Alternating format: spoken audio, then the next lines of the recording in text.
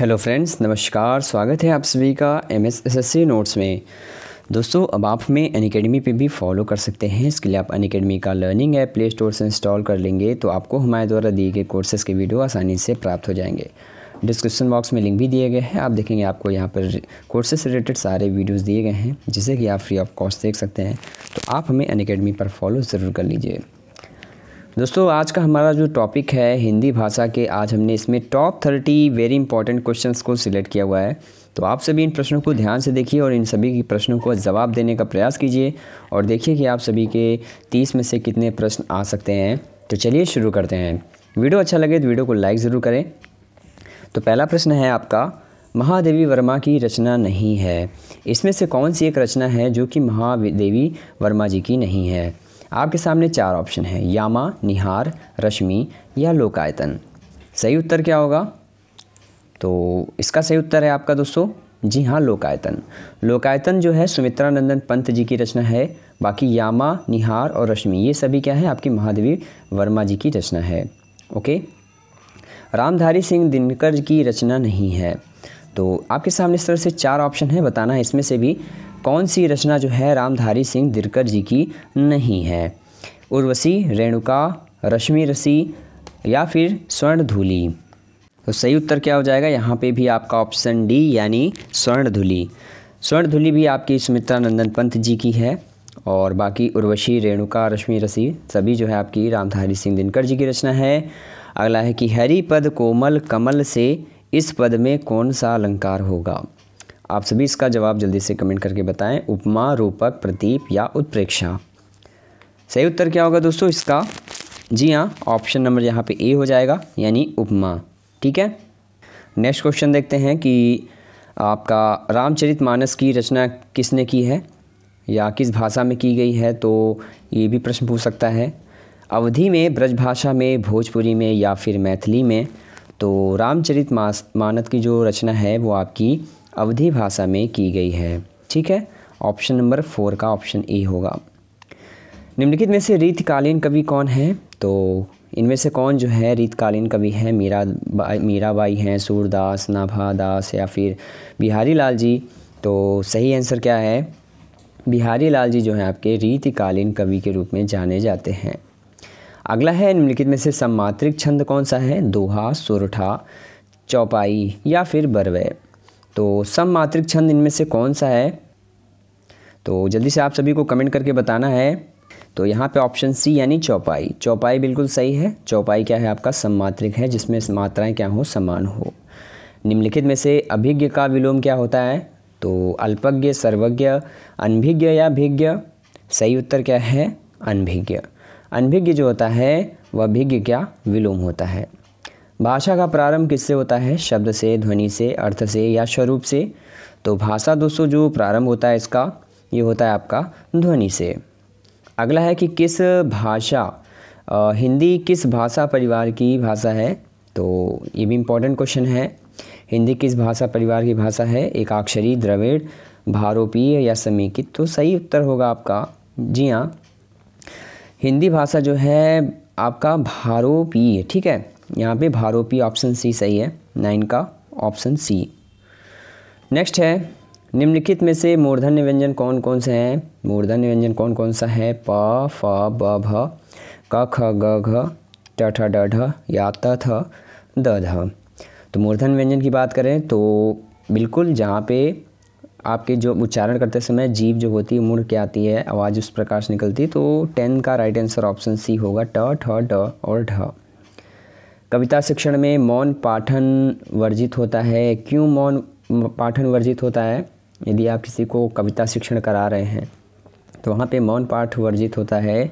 सबसे बड़ा कारण ये है कि इससे रसानुभूति में व्यवधान होता है।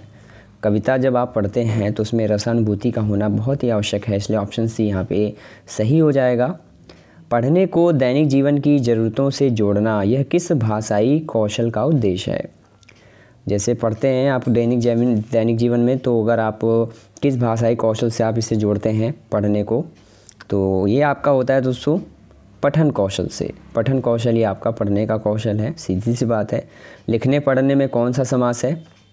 लिखने पढ़ने में यहाँ पे योजक लगा है, आई थिंक आप सभी ने देख लिया होगा। लिखना पढ़ना, माता पिता भाई बहन, ये सभी आपका द्वंद्व है। नेक्स्ट है कि आगरा का बहुवचन क्या होता है। तो देखिए आगरा जो होता है किसी स्थान का नाम है, तो यहाँ पे इसका बहुवचन नहीं होता है। किसी भी स्थान का नाम हो, जिला का नाम हो, ठीक है, राज्य का नाम हो, उसका जो है आपका बहुवचन नहीं होता है। भाषा कौशल में सबसे पहले किस कौशल का विकास करना चाहिए। तो लेखन, वाचन, श्रवण या उच्चारण। सही उत्तर होगा आपका श्रवण कौशल, यानी सुनने की जो योग्यता है उसको विकसित करना चाहिए। मौन वाचन कब शुरू करना चाहिए। मौन वाचन तो तीसरी कक्षा में, चौथी कक्षा, छठवीं या आठवीं। सही आंसर है आपका ऑप्शन सी, छठवीं कक्षा में। लिंग्वा फोन कैसी शिक्षण उपकरण है या शैक्षिक उपकरण है लिंग्वा फोन। तो लिंग्वा फोन जो दोस्तों है आपका, जी हाँ, ऑप्शन नंबर बी यानी कि श्रव्य। लिंग्वा फोन जो होता है श्रव्य उपकरण है। निम्नलिखित में से किस शब्द में बहुव्रीहि समास है। चौराहा, पंसेरी, शताब्दी या पंजाब। तो बहुव्रीहि समास इसमें से किस में होगा। तो पंजाब जो है आपका बहुव्रीहि समास होगा, ठीक है। सतत आकलन का उद्देश्य यह जानना है, सतत आकलन क्यों किया जाता है। सबसे बड़ा कारण क्या है, तो ये होता है बच्चों ने कितना सीखा, इसको जानने के लिए सतत आकलन किया जाता है। गरजते घन, घनन घन, घन में कौन सा अलंकार है। रूपक, श्लेष, उपमा या फिर अनुप्रास। 20 का सही उत्तर है आपका अनुप्रास। यहाँ पे किसी वर्ण की आवृत्ति बार बार होती है तो आपका अनुप्रास अलंकार होता है। कुसुम का पर्यायवाची शब्द इसमें से कौन सा नहीं है। कमल, प्रसून, पुष्प या सुमन। तो आई थिंक सभी अच्छे से जान रहे होंगे इसको। ये कुसुम जो होता है आपका, ये कमल जो है इसका पर्यायवाची शब्द नहीं है। बाकी प्रसून, पुष्प, सुमन ये सभी जो है आपके फूल होते हैं, ठीक है, फूल के पर्यायवाची हैं। लेकिन कमल क्या है, कमल का दूसरा है। जो बच्चे विशेष रूप से पढ़ने में कठिनाई महसूस करते हैं वे किससे ग्रसित होते हैं। तो बताइए जल्दी से 22 का right answer.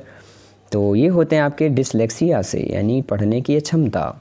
Option C is the right answer. विश्लेषण का विलोम क्या होता है। तो विश्लेषण की अगर विलोम कभी पूछ लेता है तो याद रखिएगा संश्लेषण होता है। हिंदी की मूल उत्पत्ति किससे हुई है। तो हिंदी की मूल उत्पत्ति लौकिक संस्कृति, वैदिक संस्कृति, मागधी या शैर श्रेणी अपभ्रंश। सही आंसर ऑप्शन डी ही होगा, यानी सौर श्रेणी अपभ्रंश से हिंदी की मूल उत्पत्ति हुई है, ठीक है। लोकायतन किस कवि की रचना है। तो लोकायतन किस कवि की रचना है दोस्तों। तो सोहनलाल द्विवेदी, सुमित्रा नंदन पंत, श्रीधर पाठक या महादेवी वर्मा। सही उत्तर होगा आपका सुमित्रा नंदन पंत जो है लोकायतन जो है इसके रचनाकार हैं।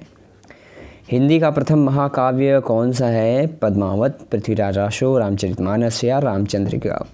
सही उत्तर आपका ऑप्शन बी होगा पृथ्वीराज रासो, ये है पहला महाकाव्य, ठीक है। प्रत्येक का संधि विच्छेद क्या होता है। प्रत्य प्लस एक, प्रत्यय प्लस एक, प्रति प्लस एक या प्रति प्लस एक। तो सीधी सी बात है यहाँ पे प्रति प्लस एक होगा, यानी ऑप्शन सी सही आंसर है। पवन शब्द का संधि विच्छेद क्या होता है। प प्लस वन, पव प्लस अन, पो प्लस अन या पव प्लस न। सही उत्तर ऑप्शन सी होगा, पो प्लस अन जो है आपका पवन का संधि विच्छेद होगा। जातिवाचक संज्ञा इनमें से कौन सी नहीं है। तो कौन से शब्द जो है आपकी जातिवाचक संज्ञा का बोध नहीं होता जिनसे। तो शैशव, शैशव जो है आपका जातिवाचक संज्ञा नहीं है। बाकी लोहा, लकड़ी, पुस्तक ये सभी आपके जातिवाचक संज्ञा के अंतर्गत आते हैं और यह व्यक्तिवाचक होता है शैशव, ठीक है। इनमें से कौन स्त्रीलिंग नहीं है। लिपि, पढ़ाई, समझ या संघर्ष। तो स्त्रीलिंग कौन सा नहीं है। तो यहाँ पे ऑप्शन डी संघर्ष जो है यह आपका स्त्रीलिंग नहीं है, बाकी सभी आपकी स्त्रीलिंग शब्द हैं। तो ये थे हमारे आज के 30 इंपॉर्टेंट क्वेश्चंस। आई होप आपको वीडियो पसंद आया होगा। आप लोगों ने कितने क्वेश्चन सही किए हैं जल्दी से कमेंट करके बताइएगा। और अगर आपको वीडियो चाहिए तो वीडियो को लाइक ज़रूर करें। चैनल पर नए हैं चैनल को सब्सक्राइब करके बेल आइकन ज़रूर प्रेस कर लीजिएगा। मिलते हैं आपसे एक और इंटरेस्टिंग वीडियो के साथ नेक्स्ट वीडियो में। तब तक के लिए नमस्कार, धन्यवाद।